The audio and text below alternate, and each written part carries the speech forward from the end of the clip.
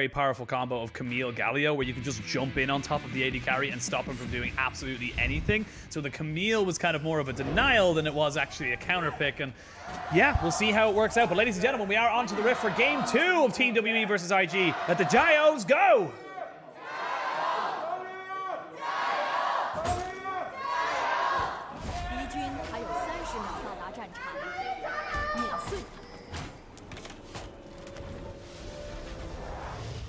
Aw, no Gios for that one girl who went crazy. There's no crazy. Thank you for that. But yes, looking at this game, looking at how this is all looking out now, you're seeing the 2 team comps. Where are you? Look, did Team WE at least change their composition a little bit better for you to say that they have a slightly stronger chance? This is a much better draft. They have an easier combo to punish the top lane in the Shy with Camille and Taliyah, so that's an instant crowd control combo. It's much easier to just shut down the Shy even without a counter pick. And they finally first pick Kai'Sa here. So I think that makes a huge difference because currently Kai'Sa is a hyper carry, but she peaks pretty early too. We are seeing the collector build be kind of the mainstay, so you can fight at 2 items and do relatively well on that. So I like this draft a lot better coming in from WE. They have a lot more dynamic options. They can play pick with Camille and Taliyah. They have globals with Kai'Sa, Killer Instinct, and the Weaver's Wall. So there's a lot more tools that they can actually play with, and the drafting sequence makes a lot more sense. Well, we'll see if they want to go for anything crazy in this bot side. BAOLAN hitting the Justice Punch on top of missing. An overall pretty even trade, but the push is still in favor of Team WE. They will have the first level 2 coming up. They might go for another re-engage. This time around, I would say IG have the much weaker composition. They do have a lot of priority in the top side, but this is a comp without a lot of frontline, and there are a lot of champions that don't scale particularly well. Gragas and Olaf fall off quite hard into the late game. Plus, this bottom lane with Galio and Jhin don't really fit together. Oh, there it is. We're going to see the damage being put down onto BAOLAN. He keeps his flash. Ooh, this is very, very risky business to get 1 or 2 more auto attacks from JUMENG, and that is going to be a dead support. But they don't lose many summoners. They gain the cleanse off of JUMENG, and they only lose the exhaust. So overall, still a fairly even trade. I'm a little bit curious about why BAOLAN is on the likes of Galio. They don't really have a person that has good gap closers, so you can't really use a cannonball combo forward. And also, the way we've seen Galio used in most LPL games is actually protective for hyper carries in the backline. We've seen him used with Aphelios, we've seen him used with Kai'Sa, crowd control, double global comp. That one's probably a bit more aggressive, but mainly it has been a defensive pick. Oh, there it is. We talked about the aggression, talked about not using his flash, not being aggressive enough, missing flashes in, uses the ignite, and they get themselves first blood. Now, with BEISHANG perfectly positioned, there's not a huge amount of wave clear here for Wink. He's got cleanse, he's got flash, but is he anywhere to go? I don't think he does, and he will fall. Perfect execution from Team WE. Oh, that was so good on the tower aggro drop as well. Missing, taking the tower aggro, and then flashing out, making sure his AD carry 100% would stay alive in that situation, and they pick up the double onto the bot side. Hey, this is exactly what we're talking about. If you want to punish IG, who's performing on point, you punish their bot lane first. Yeah, I think that is the fairest point you could possibly make. And Xun, not really much going for him here. Shanks is in a fairly decent position. They don't know exactly where the Taliyah is either, so they cannot commit fully to a full 2v2 if it was to be that, because Rookie doesn't have that much mana either. So again, overall, it's just looking much better for TWE. I like the fact that they went and tried to punish the bot lane, and I like the fact that they got the punish down on top of them without, you know, overextending themselves. The way I think IG needs to win this game, since their bot lane is definitely not going to do it, is they have to use the priority that Syndra and Olaf gives them. They have a massive advantage in this 2v2. It's AD plus AP against double AP, so you get advantage in rune choices. And they need to go into the enemy jungle. They need to be able to kill BEISHANG while he's taking his own red, just burst him down that way. And that's kind of the only early game thing they have going for them. Ooh, the Shy needs to flash away. I don't know if Breathe really felt like he had to go for that one there. Felt like maybe he thought he had a little bit more mana than he did. But another summoner burnt, and this is great from Team WE. This is why people get excited for Team WE, because they can make these things happen if they get BEISHANG onto something that has early prio. I totally agree with you. BEISHANG has been a great roamer around the map this entire split, or the last split too. And I think his best quality is the fact that he's very difficult to pin down. We haven't seen him really falter when he isn't given any support from his teammates. So maybe he will be able to escape from Syndra and Olaf going into his jungle. Team WE, now they're the ones with the 1,000 gold lead at the 5.5-minute mark. They're the ones that are going to be dictating the pace about where they want to go. And I want to see what BEISHANG does with this. He knows there's no flash on Wink. There's no flash on THESHY. I want to see him go back to these lanes. I want to see him try and gain something else from this. Because it's all well and good getting those advantages, but if you don't use anything from them, then it was pointless. Definitely true right there. They're getting a really good zone off. Not a lot Wink can do. Doesn't get the melee minions in front. Is zoned out by JUMENG. And just sitting on this massive summoner advantage, I think is enough for WE. I wouldn't necessarily hard force myself into ganking this lane, but we do have some action. Yeah, we have a little bit of action. The taunt goes down. I don't think there's anywhere for Missing to really go here. Without a flash and without a prayer, he will fall. IG get themselves onto the board. And it's going to be Wink picking that one up. So probably the best person they possibly could have donated that kill to. Yeah, and they flipped the script. They get the Drake when it definitely should have been WE taking this one. We could see BEISHANG was actually in position with the Weaver's Wall, ready to make a play. But that was really good timing on Jhin. He read what Missing would do perfectly. He had the ward in place in the river beforehand. So he knew that there was no wards right there. Missing would have to drop a ward to keep their bot lane safe. In the meantime, BEISHANG going top. BEISHANG is here, gets the flick back. They will get the explosive cast down, but he gets stunned just before he gets the Camille away. One more auto attack will do it. BEISHANG collects that kill. 3 kills to 1. BEISHANG making exactly what I wanted him to do. Hey, you can take the Dark Harvest, Jhin. I can take the Dark Harvest too. And this time he's going to put a lot of hurt onto that top lane. Camille, when fed, is really a different beast right now. And I think we're going to see them continue to just force that play over and over again. Not over-index into the bot lane dives. That's pretty risky, even with the summoner advantage. So, just try to punish THESHY. We have seen this from THESHY is, if you kill him the first time, you get his flash early, he will continue to dive at you. If you go top with the 2-man, he will die, and he'll laugh about it. And that's how it usually goes.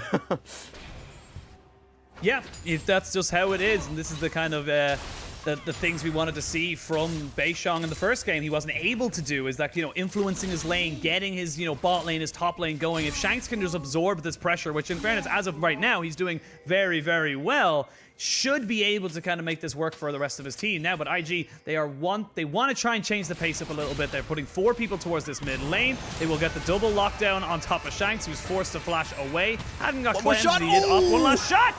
And Wink becomes the sniper of WE's nightmares as he picks himself up a kill, and that is almost certainly going to mean that they get the Rift Herald as well. Nicely done by IG's bot. I absolutely adore this play coming out from IG. They had the priority mid, and the way they follow up with it isn't taking it into the jungle. It's just straight up punishing with the Galio plus Jhin combo. Very interesting stuff, and I think this is a play that you wouldn't have seen earlier, because we have been told that Wink is actually the shot caller now on this team, so he's able to kind of direct traffic, have BAOLAN follow him into that play, and they capitalize out of Rookie's advantage in lane. Again, for the side of Team WE, you need to be making sure that you're not giving away these advantages too much. A great explosive cast from THESHY. He wants to go for this fight. The Hextech Ultimatum is still available for Breathe, so I actually think he's pretty okay.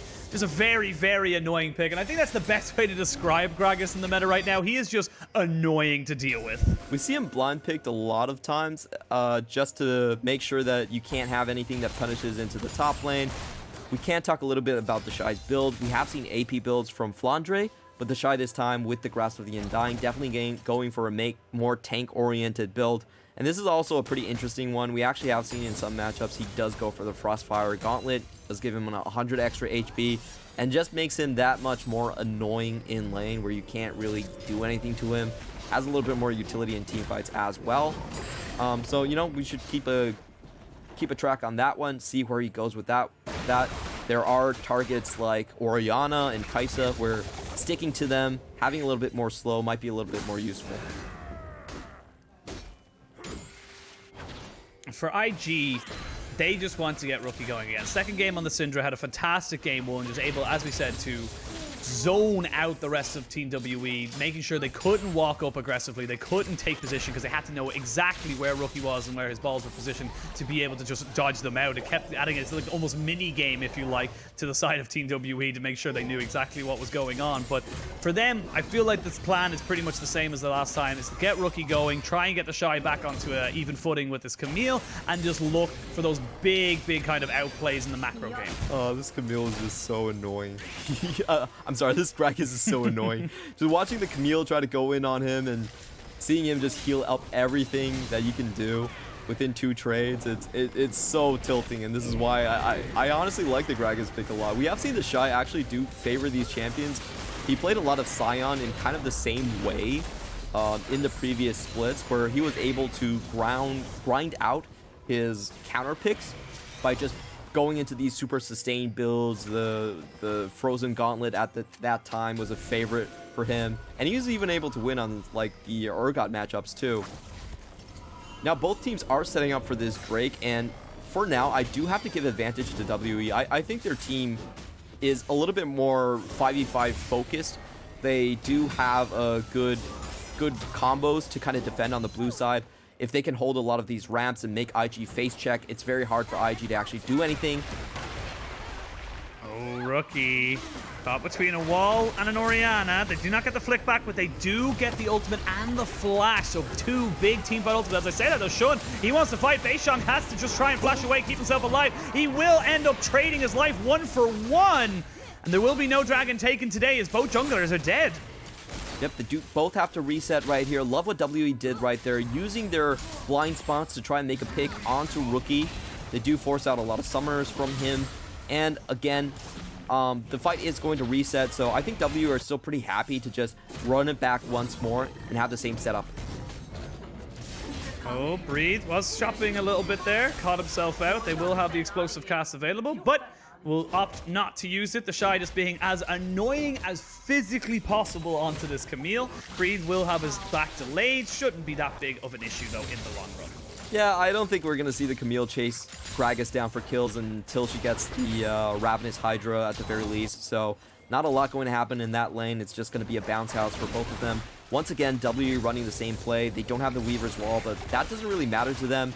And the ultimates that are missing on IG are impacting their teamfight capabilities a lot more. So I love this play by WE. They know they have the ult advantage. They just walk straight in and take away the objective. Just stop Dragon stacking before it could even start for IG, so we will not be seeing an early soul. There will be a mountain soul on the Rift. And Shun, I like the aggression from him. I like the style of just trying to go for something, but you got to remember, you're still an Olaf with, you know, 1 item, and it's a gore drinker. You're not really going to be able to tank up that much for that long. So I feel like it was, again, very over aggressive, but worked out in the end for both sides, really. Actually, I'd say actually with Team WE able to get back onto the map, worked out a little bit better for them. I'll just be honest, I don't know what this IG team composition does later on. I feel like it's such a smorgasbord of different pieces that don't really fit. Oh, what a great name. What a great word, smorgasbord. But yeah, I just love how you just kind of admitted to me. It's like, look, I'll be honest with you, bro. I don't know what's going on. Like, IG are the only ones that what's happening right now. I agree. It's kind of hard to see how this comp really works out. But I feel like they will need a couple of big blunders from the side of Team WE to get the quote-unquote perfect team fight setup where Wink is on the backside. Ooh, explosive cast, not able to get Breathe underneath the tower.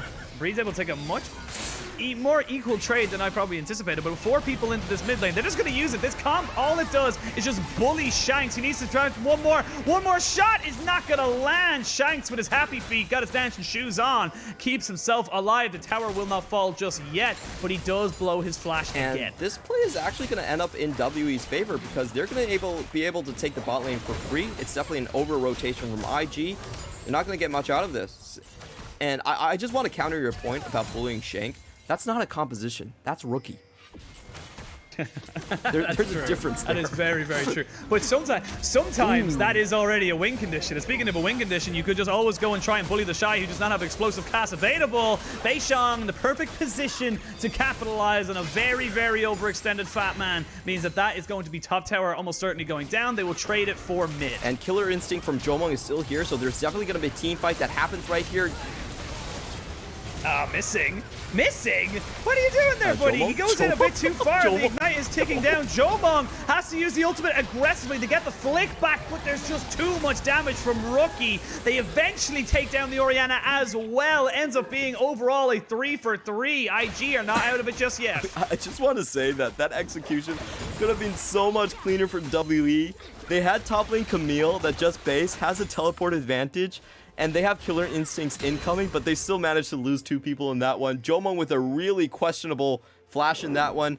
We're going to get a slow replay here. Missing is going up. He's setting up for the killer instinct. He just needs to land some crowd control in. Definitely should back up out here. He keeps shooting, so, you know, I forgive Missing, but JUMENG right here, this play was ugly, man. Really, really ugly. He burns both summoners for it. I will give him a little bit of credit that I feel like he realized he was a little bit low on health. He had nowhere really to go, so he then ults in with the killer instinct to gain the shield, and then tries to gale force out to try and keep himself alive. I respect the cojones, if you will, to try and go for such an ambitious play, but it just wasn't worth it. But it's LPL. They have to go for these. How else will they become highlight montages? We will always overhype coming into a world championship. He does have the most gold in the game, though. So, you know, he's doing something right. I'll give him that. Him and BEISHANG. So this gold lead of 3,500 is very much, or 2,500, excuse me, is very much just sitting on the 80 carry at the moment. If we look like right down, it's 1,000 for him. It's about 1,000 for BEISHANG, or about 1,500 for BEISHANG. So right now, BEISHANG is really making the most of this Taliyah pick and making it work for Team WE, which is exactly what we wanted to see from them coming into this game. I definitely agree with you. BEISHANG being the carry is the biggest change that we have from last split. Last split, JUMENG was doing 35% of his team's damage. BEISHANG had no solo laners to work around, so he didn't really get much resources. But this time around, we do see BEISHANG actually stepping up massively, and he has showcased he can fill out that carry role and just make WE that much better of a well-rounded team. Once again, they are going to the Dragon setup, and I do favor WE's comp once more. I just feel like IG at this point, they have a kind of a wonky pick composition. They don't have great follow-up with the Galio entrance. Jhin, I don't think he's fed enough to actually tank enough of the damage from WE. So they're just gonna have to outplay. Oh, Missing has to just go in on top of this as he was left without a prayer, nowhere to go. The shockwave does land on top of BAOLAN, who then gets Hextech ultimated and deleted. The explosive cast to try and disengage. The Shy, though, is a little bit too late, and BEISHANG is just free hitting on the side, using that worked ground as best he possibly can. And that is going to be the Dragon forfeited over by IG. Like you said, they tried to look for an outplay. They tried to look to see if they could maybe get a bit of a team fight in their favor. They're just a little bit too far behind, and like you said before, their team composition doesn't lend itself to this. Anything. Like, look at BAOLAN. Yeah. They found a pick, and BAOLAN didn't follow because he had to be the one to start it off. Like, I don't know, man. This is just one of those drafts where we actually had there was a great mic check from IG last split where Puff was asked, it was actually an interview. Puff was asked, what does your comp do? It's like, I don't know. The solo lanes do the drafts. Rookie flashes in, gets the scatter of the week down onto 2 people, but like you said, who's going to follow up? You had to burn all of your summoners in that last engage. You have nowhere to go with this. No one who could really follow up with Rookie, and over ambitious to try and just make something work, get anything going for this team, because Team WE, they're starting to run away with it. Yeah, their comp is starting to come online. They have all of their carries.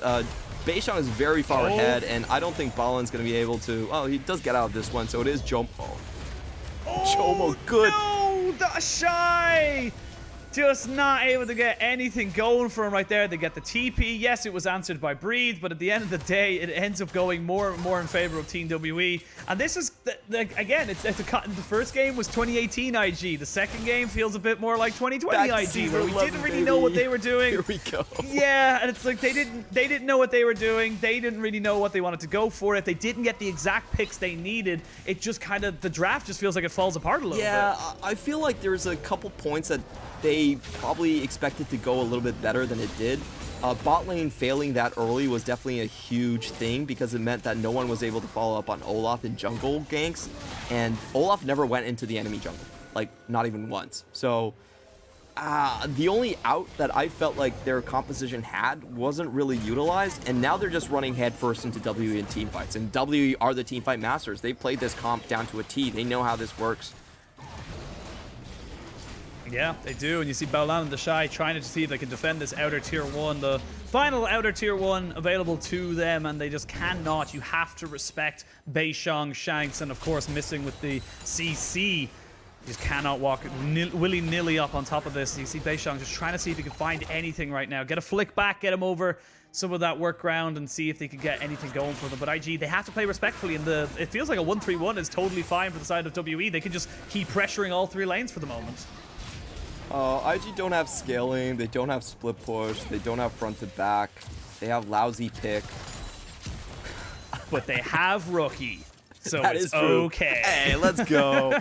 Sometimes it's so hard to judge how good IG coaches really are, because from what we've heard, their drafts have been dominated by their players for quite a long time. At least in you know, in mic checks and in things like interviews, it definitely seems like a lot of times THESHY or Rookie are doing their drafts. So I don't know. I always hesitate to call it a good system when players dictate most of the draft, even though I know it works on G2. When we get drafts like this. Yeah.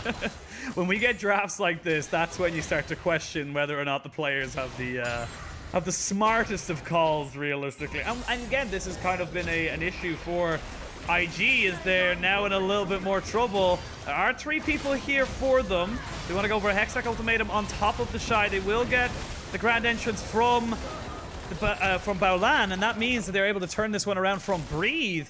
Just going a little bit too far forward, will not be that heavily punished, but good turn from IG, making sure that they do not lose any more advantages. It's definitely a great pick for them, but unfortunately, they're not going to be able to chain that up and stop the third Drake going over to WE.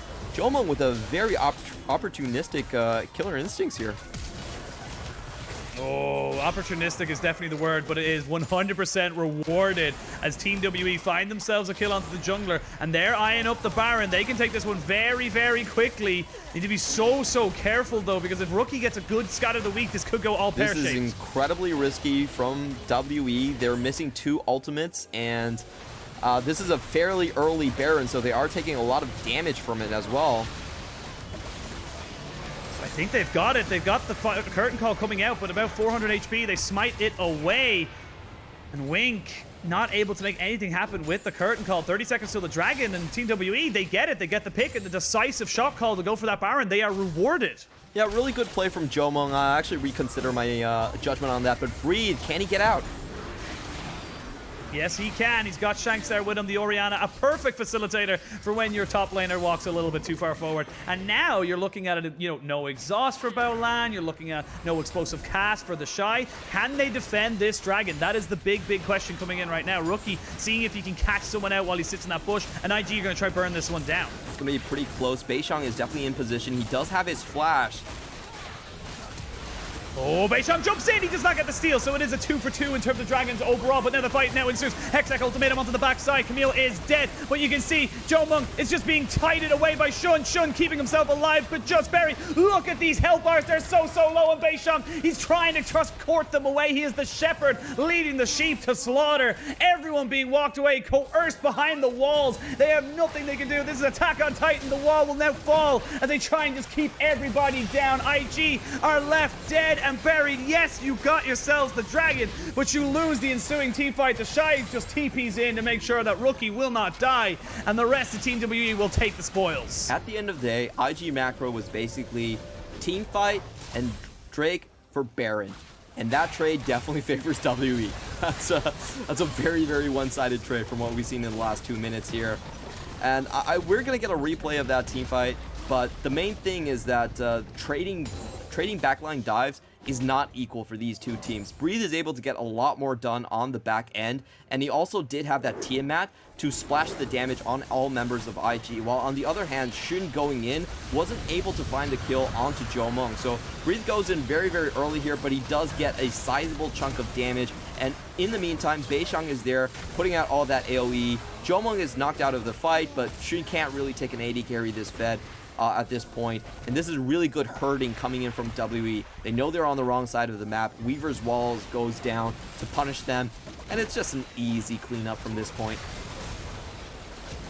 Yep, they're lucky that Rookie was able to walk himself away. It was on the other side of that wall, otherwise it could have been a hell of a lot worse for the side of IG. They gained the Dragon, they equaled that one up to a piece, one mountain each, with a Ocean for Team WE and a Cloud for IG, but the Baron and a 7,000 gold lead now for Team WE. They want to make amends for Game 1, they want to send us to a Game 3 and make this series interesting. I love it, the fact that we have so many teams in this league that are so close in just in power rankings, in terms of how, like, you know, good / bad they are. It's just making this such an exciting year for League of Legends and LPL. Especially today, you know, when LNG could beat IG and then TT can still take a game off of LNG, then it pretty much completes the entire circle. You have everyone in the same chain. The only one that isn't playing so far has been RNG, sitting at the top of the food chain and doing their wonky macro style and still winning everyone. So that's kind of an interesting thing, but this is definitely the most chaotic standings that we've seen,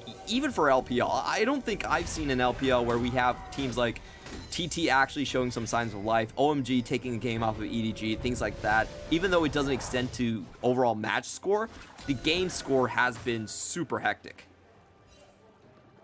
And it does give that slight caveat to a lot of these games. Can we 100% say that they'll win this match? The LNG earlier, we thought that was going to be an easy 2-0. I even said it in the broadcast. I thought LNG should honestly take that in less than 50 minutes in-game time. But, you know, TT, they came back. I did. They still won, but I did jinx them for the timing. But you can see just how stacked it is, how difficult these best of threes are, especially when you look at, you know, the difference between first and last is probably only, you know, a couple of games realistically either side. So it's huge. Definitely is, and we are still in week 2 of the LPL, so there's still a lot of goodness to come right here. WE just doing kind of the standard play, stripping away the outer turrets. And IG can't even match the rotations at this point. The thing I love about W's composition is not only can they play a pretty good front to back, they also have a lot of global pressure. So if you're sending like 2 members to defend a side lane tower, that's not worth it. You're going to get instantly collapsed upon and just killed underneath your tower. So IG is not risking that defense. They were actually zoned out by the Weaver's wall, but the idea is kind of the same. If you have to defend, you have to defend with your entire team. And like you said, those globals, you know, I would call it a pseudo-global of JUMENG, meaning he can just, like, you know, catapult himself in as quick as he possibly can within a certain range. You've got the Taliyah Weaver's Wall, you've double teleports as well for BREATHE and SHANKS. They can be so many places at the same time while also being a 100% cohesive unit to take on a 5v5 fight. So for Team WE, like you said, it just feels stronger. It feels like they came in with a definitive plan, and it feels like they're the ones that are in control. It's their game to lose right now. Meanwhile, BAOLAN doesn't get to use his ultimate in team fights because there's no one to actually use it on. Yeah. No one's going to be going in. Weird. He's the one who has to go in. I don't know, man. You can always tell you're a little tilted about comms when your voice just jumps about an octave. It definitely does. Just goes up a little bit. Nice seismic shove. Sean gets solar flared as well, but they can't really follow up on it. But while that's all happening, they're going to try to take the Drake. You can have the Drake. We're going to go for an inhibitor turret. This is the trade you take all day, every day of your Team WE. And this is really smart. IG actually has to send someone top to defend their inhibitor. That, in the meantime, gives WE a chance to take a 5v4 on the Baron pit. And they can delay with the Weaver's Wall as well, forcing the rest of IG to go that bit further. Now, Wink has to use the curtain call to try and just get some form of vision, some kind of information for his team. Baron goes down. They do not get the flash in from Shun in time. Now we can see the flash in, the 5v4, just when he started off straight away. Teleport coming in. It's a 4v4 at the moment, but BAOLAN is dead. The supports have been traded. Shockwave only lands onto the Shy. They jump straight on top of Wink, who got Hextech ultimated, and the rest of the team fight is going down. It's a triple kill on the way for JUMENG, and that is almost certainly the game for Team WE. We are going the full distance today, Clement. WE made a great play. They traded them the Drake. They had Breathe split pushing in the top lane. It forces someone to answer that, and then they go for the Baron play. Now, I will nitpick right here. Breathe's teleport was way too far away. Rookie actually arrived at the same time, so they kind of butchered that play, but it doesn't matter. WE, they are going to take this one to IG. They're going to extend this series, and it doesn't matter that much about Red Side when IG draft themselves a comp that, honestly, I don't even think they know how to execute. That is the second game going over to Team WE.